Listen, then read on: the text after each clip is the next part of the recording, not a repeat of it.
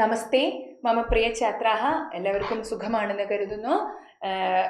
നമ്മുടെ പരീക്ഷയ്ക്ക് വേണ്ടിയിട്ടുള്ള ഒരു ഗ്രാമർ ടിപ്പാണ് നമ്മൾ പറയുന്നത്. നമ്മുടെ പരീക്ഷയ്ക്ക് വരാൻ പോകുന്ന ഒരു ചെറിയൊരു ഗ്രാമർ ഭാഗമാണ്. നമുക്ക് നോക്കാം അല്ലേ.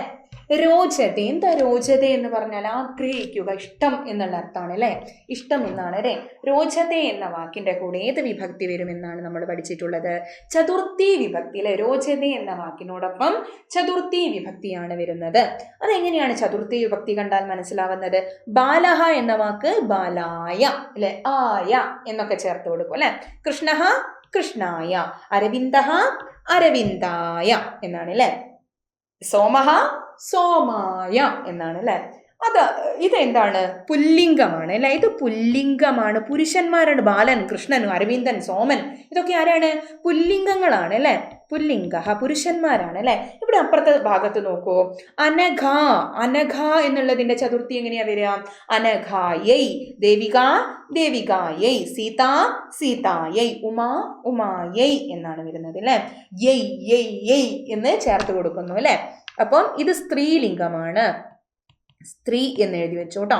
പുല്ലിംഗവും സ്ത്രീലിംഗവും അവസാനിക്കുന്നത് വ്യത്യാസമാണ്. ഇതിൽ യാലാണ് അവസാനിക്കുക, യൈ എന്ന് ഇത് അവസാനിക്കും അല്ലെ. ഓക്കെ, അപ്പൊ നമുക്ക് നോക്കാം. ചതുർത്ഥി വിഭക്തി എന്നോർക്ക. രോചത എന്ന വാക്കിനോടൊപ്പം ചതുർത്ഥി വിഭക്തിയാണ്. ചതുർത്ഥി വിഭക്തിയിലെ വാക്കുകൾ ബാലായ, കൃഷ്ണായ, അരവിന്ദായ, സോമായ അല്ലെ. സ്ത്രീലിംഗത്തിൽ വരുമ്പോ അനകായൈ, ദേവികായൈ, സീതായൈ, ഉമായൈ, ഐ അവസാനിക്കും സ്ത്രീകൾക്ക് അല്ലെ. ഓക്കെ, അപ്പൊ നമുക്ക് നോക്കാം. പ്രയോഗവിശേഷം ജ്ഞാത്വ വാക്യം പരിവർത്തയതോ. ഇത് പരീക്ഷയെ തീർച്ചയായിട്ടും വരും കേട്ടോ. നോക്കാം. ബാലകഃ കഥാരോചതേ. ബാലകഃ എന്ന് പറഞ്ഞാൽ ആൺകുട്ടിയാണ് അല്ലെ. ആൺകുട്ടിക്ക് ബാലകായ ആൺകുട്ടിക്കായിക്കൊണ്ട് കഥാരോചത എങ്ങനെയാണ് അർത്ഥം വരിക? ബാലകായ കഥാരോചതേ, ബാലകനായിക്കൊണ്ട് എന്താണ് ഇഷ്ടം? കഥയാണ് ഇഷ്ടം. സീത ലഡുകം രോചത. സീത എന്നുള്ളത് മാറ്റിയിട്ട് എന്ത് ചെയ്യും? സീതായൈ. സീത സ്ത്രീയാണ്, അതുകൊണ്ട് സീതായൈ അല്ലെ. ബാലകഃ ആൺകുട്ടിയാണ്, പുല്ലിംഗാണ്, പുരുഷനാണ് അല്ലെ. അപ്പൊ അതുകൊണ്ടാണ് ബാലകായ. സീത സീതായ ല്ലേ. സീതയ്ക്കായിക്കൊണ്ട് ലഡുവാണ് ഇഷ്ടം എന്നാണ് അർത്ഥം. ഭ്രമരഹ മധുരോചത. എങ്ങനെ വരും? ഭ്രമരഹ പുല്ലിംഗാണ്, രണ്ട് കുത്ത് വന്നാൽ അത് പുല്ലിംഗാണ് എന്നാണ് നമ്മൾ ഈസി ആയിട്ട് കണ്ടുപിടിക്കുന്നത് അല്ലെ. അപ്പൊ ഭ്രമരഹ എന്നുള്ളത് എന്താവും? ഭ്രമരായ അല്ലെ. ഭ്രമരായ. ഭ്രമരം വണ്ടുകൾക്കായിക്കൊണ്ട് മധു തേനാണ് ഇഷ്ടം അല്ലെ. രമ ഫലരസം രോചതേ. രമ എന്നുള്ള സ്ത്രീ, അപ്പൊ എങ്ങനെ വരും? രമായൈ അല്ലെ. ഐ ആണ് അല്ലെ. രമായൈ.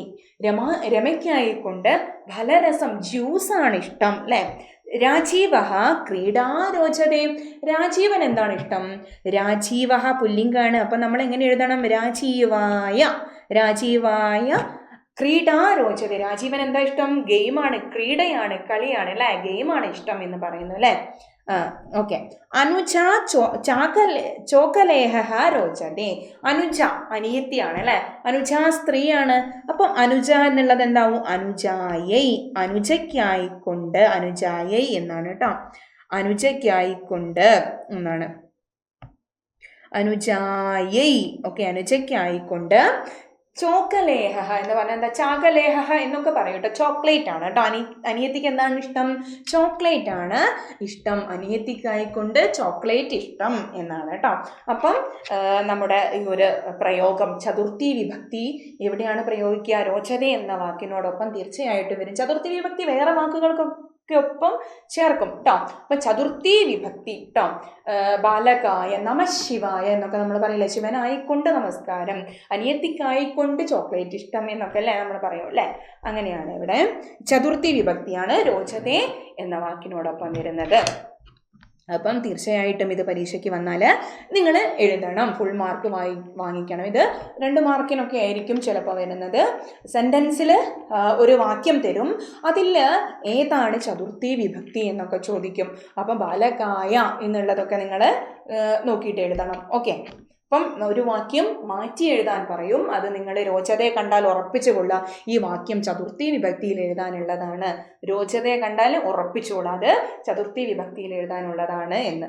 ഓക്കെ, ശരി. അപ്പം വേറെ ഒരു വീഡിയോ ആയിട്ട് വീണ്ടും കാണാം. All the best. ധന്യവാദ.